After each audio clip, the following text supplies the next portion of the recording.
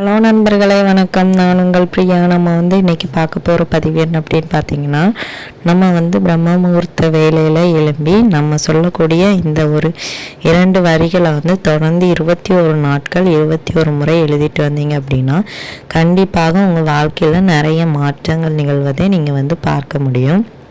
அது என்ன ஒரு வாக்கியம்னு சொல்லிட்டு நம்ம இந்த பதிவில் பார்க்கலாங்க.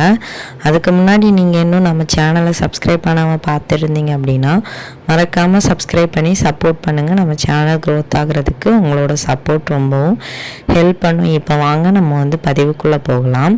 ஸோ நம்ம பிரம்ம முகூர்த்த வழிபாடுன்னு சொல்லியிருந்தோம்.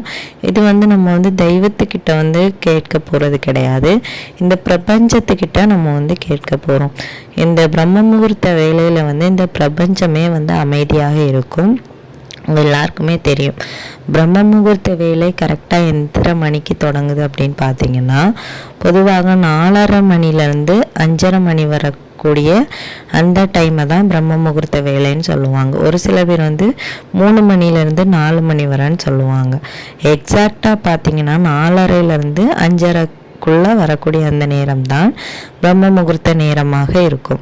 ஸோ அந்த ஒரு நேரத்தில் நீங்கள் எழும்பி உங்களுக்கு என்ன விதமான வேண்டுதல்களாக இருந்தாலும் சரி, அரசு வேலை கிடைக்கணும், குழந்தை பாக்கியம் கிடைக்கணும், திருமணம் ஆகணும், உங்களுக்கும் சரி உங்களை சார்ந்த நபர்களுக்கும் சரி, இப்போ உங்கள் ஃப்ரெண்டுக்கு யாருக்காச்சும் மேரேஜ் ஆகணும், இல்லை உங்கள் ரிலேட்டிவில் யாருக்காச்சும் மேரேஜ் ஆகணும், ரொம்ப வருஷமாக தடைப்பட்டுட்டே இருக்குன்னா நீங்கள் இதை அவங்களுக்காக செய்யலாம்.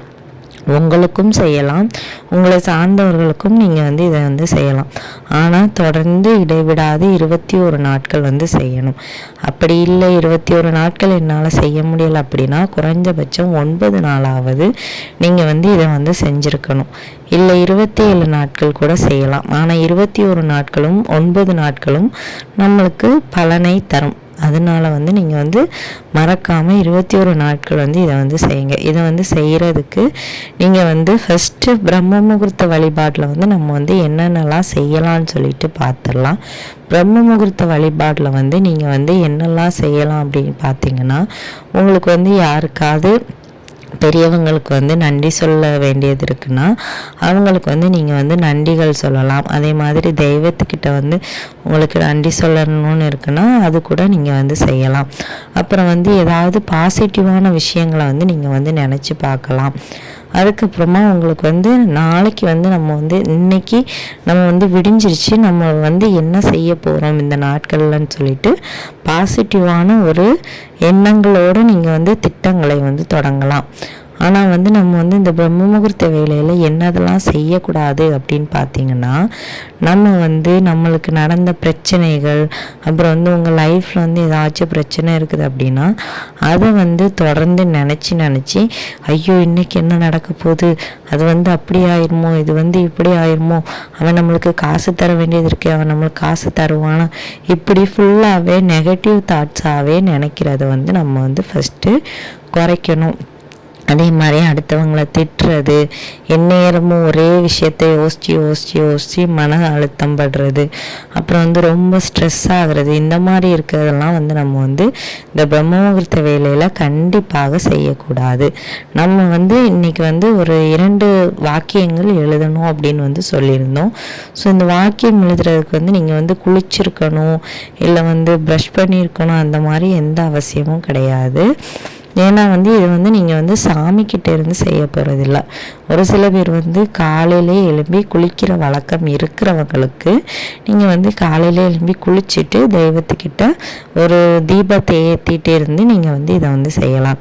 அப்படி இல்லை எனக்கு உடம்பு சரியில்லாமல் ஆகும், நான் கொஞ்சம் வயசானவன், அப்புறம் எனக்கு காலையில் எழும்பி குளிக்கலாம் முடியாது அப்படிங்கிறவங்க நீங்கள் குளிக்கணும் எந்த விஷயமும் கிடையாது. ஜஸ்ட்டு ஃபேஸ் வாஷ் கூட பண்ணணுன்னா உங்களுக்கு இஷ்டம்னா பண்ணிக்கோங்க, அல்லாமல் நீங்கள் செய்ய வேண்டாம். நீங்கள் என்ன செய்யலாம் அப்படின்னு பார்த்தீங்கன்னா, இந்த குளிக்காமல் ப்ரஷ் பண்ணாமல் இருக்கலாம் அந்த மாதிரி இருக்கிறவங்க நீங்கள் எழுந்திருச்சு கிழக்கு முகமாகவோ இல்லை வடக்கு முகமாகவோ உட்காந்துக்கோங்க. உட்காந்துட்டு ஒரு டைரியோ இல்லை ஒரு பேப்பர், நம்ம வந்து 21 நாட்கள் எழுதுறதுனால ஒரு நோட்டோ இல்லை ஒரு டைரியோ நீங்கள் வந்து யூஸ் பண்ணீங்க அப்படின்னா நீங்கள் வந்து அடுத்து தொடர்ந்து எப்படியும் எழுத தொடங்குவீங்க. ஏன்னா வந்து நீங்கள் வந்து 21 நாட்கள் எழுதும்போது கட்டாயமாக உங்கள் வேண்டுதல்கள் நிறைவேறும். ஸோ அடுத்தடுத்து உங்களுக்கு வந்து இதை வந்து எழுதணும்னு வந்து தோணும். அதனால தான் சொல்கிறேன், ஒரு நோட்டு இல்லைன்னா ஒரு டைரி வந்து எடுத்துக்கோங்க. அதுக்கு வந்து என்ன பேனா, பச்சை நிற பேனா இல்லைன்னா சிவப்பு நிற பேனா வந்து ரொம்பவும் சிறப்பானது. இல்லை வந்து ப்ளூ கலர்னாலும் யூஸ் பண்ணலாம், ஒன்றும் தவறு கிடையாது. ஸோ வந்து நீங்கள் வந்து நம்பர்ஸ் வேணால் போட்டுக்கோங்க. 21 நம்பர் வந்து போட்டுக்கோங்க. போட்டுட்டு நீங்கள் வந்து எழுதுங்க. என்ன எழுதணும் அப்படின்னு பார்த்தீங்கன்னா, நான் ஒரு திறமைசாலி, நான் ஒரு வெற்றியாளன், இப்படி வந்து நீங்கள் வந்து 2 வாக்கியங்கள் எழுதணும். அடுத்து வந்து நீங்கள் வந்து அதே போல் 2வது நம்பர் போட்டு நான் ஒரு திறமைசாலி, நான் ஒரு வெற்றியாளன் அப்படின்னு வந்து நீங்கள் வந்து தொடர்ந்து 21 முறை இந்த 2 வாக்கியங்களையும் வந்து நீங்கள் வந்து எழுதணும். ஒரு சில பேர் எப்படி எழுதுவாங்கன்னா, நான் நான் நான் ஒரு ஒரு ஒரு அப்படின்னு எழுதுவாங்க. அந்த மாதிரி எழுதாமல் நீங்கள் வந்து நான் ஒரு திறமைசாலி, நான் ஒரு வெற்றியாளன் அப்படின்னு வந்து நீங்கள் வந்து ஒரே லைனில் எழுதினாலும் சரி, அடுத்தடுத்த லைனில் எழுதினாலும் சரி, தொடர்ந்து 21 முறை இதை வந்து நீங்கள் வந்து எழுதணும். இதை வந்து நீங்கள் வந்து எழுதுறதுக்கு முன்னாடி உங்களுக்கு வந்து என்ன வேண்டுதல்கள் இருக்குதோ அதை வந்து மனசில் நினச்சிட்டு நீங்கள் வந்து அதுக்கப்புறமா எழுத தொடங்குங்க. கண்டிப்பாக 21 நாட்கள் எழுதி பாருங்கள். உங்கள் லைஃப்பில் வந்து ஒரு மிராக்கிள் நடக்கிறத நீங்கள் வந்து பார்க்க முடியும். ஏன்னா வந்து நம்ம வந்து இந்த பிரபஞ்சமே அமைதியாக இருக்கிற நேரத்தில் வந்து நம்ம வந்து கேட்குறோம். மனசை வந்து ஒருநிலைப்படுத்தி உலகத்தோட ஒரு இதுலேயும் வந்து நம்ம இருந்து கேட்குறதுனால கண்டிப்பாக அது வந்து நம்மளுக்கு வந்து கிடைக்கும்.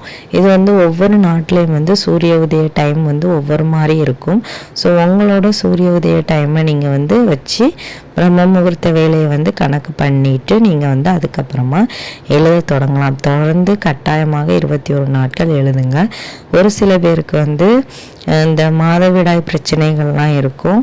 ஸோ அந்த மாதிரி இருக்கிறவங்க கூட இதில் வந்து எந்த விதமான ஒரு இதுவும் கிடையாது. ஒரு வேளை சப்போஸ் நீங்கள் வந்து தெய்வத்துக்கிட்ட பூஜை அறையில் வந்து விளக்கு ஏற்றி நீங்கள் வந்து இதை எழுதுறதா இருந்தால் அந்த மாதவிடாய் 7 நாட்கள் இல்லை 5 நாட்கள் தவிர்த்து நீங்கள் வந்து அடுத்து தொடர்ந்து எழுத தொடங்கலாம். மற்ற மாதிரி வந்து இருக்கிறவங்க வந்து தாராளமாக 21 நாட்கள் தொடர்ந்து எழுதலாம். உங்கள் உடல்நிலை சரியாக இருக்கும் பட்சத்தில் நீங்கள் வந்து 21 நாட்கள் தொடர்ந்து எழுதிட்டு வரலாம். கண்டிப்பாக உங்களோட லைஃப்பில் வந்து நல்ல மாற்றம் கிடைக்கும். ட்ரை பண்ணி பாருங்கள். இந்த பதிவு வந்து உங்களுக்கு வந்து கண்டிப்பாக உபயோகமாக இருக்கும்னு நினைக்கிறேன். உபயோகமாக இருந்துச்சு அப்படின்னா லைக் பண்ணுங்கள். உங்களோட ஃப்ரெண்ட்ஸுக்கும் இதை வந்து ஷேர் பண்ணுங்கள். மறக்காமல் நம்மளோட சேனலை சப்ஸ்கிரைப் பண்ணி வச்சுக்கோங்க. இந்த வீடியோவின் முழு பதிவை பார்த்ததற்கு மிக்க நன்றி.